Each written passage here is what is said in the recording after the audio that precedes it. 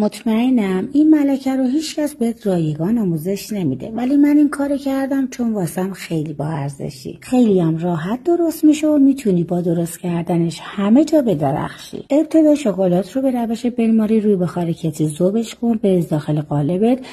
با قلم کل دیواره ها رو از شکلات بپوشون، بره یخچال تا ببنده. از یخچال در بیا، مجدد دیواره ها رو با شکلات کاملا بپوشون. این کار رو 2-3 مرتبه تکرار کن.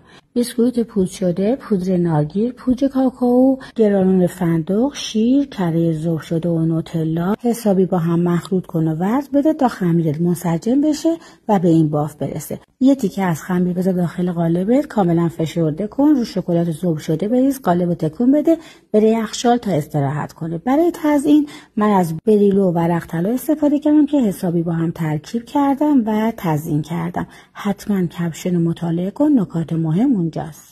مطمئنم این ملکه رو هیچکس بهت رایگان آموزش نمیده، ولی من این کار کردم چون واسم خیلی با ارزشی. خیلی هم راحت درست میشه و میتونی با درست کردنش همه جا بدرخشی. ابتدا شکلات رو به روش بنماری روی بخار کتری ذوبش کن، بریز داخل قالبت.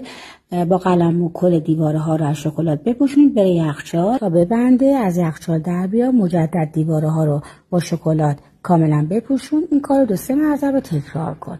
بیسکویت پودر شده، پودر نارگیل، پودر کاکائو، گرانول فندق، شیر، کره ذوب شده و نوتلا حسابی با هم مخلوط کن و وزن بده تا خمیرت منسجم بشه و به این باف برسه. یه تیکه از خمیر بذار داخل قالبت، کاملا فشرده کن، رو شکلات ذوب شده بریز، قالب تکون بده، بره یخچال تا استراحت کنه. برای تزیین من از بریلو و ورق طلا استفاده کردم که حسابی با هم ترکیب کردم و تزیین کردم. حتما کپشن رو مطالعه کن، نکات مهم اونجاست.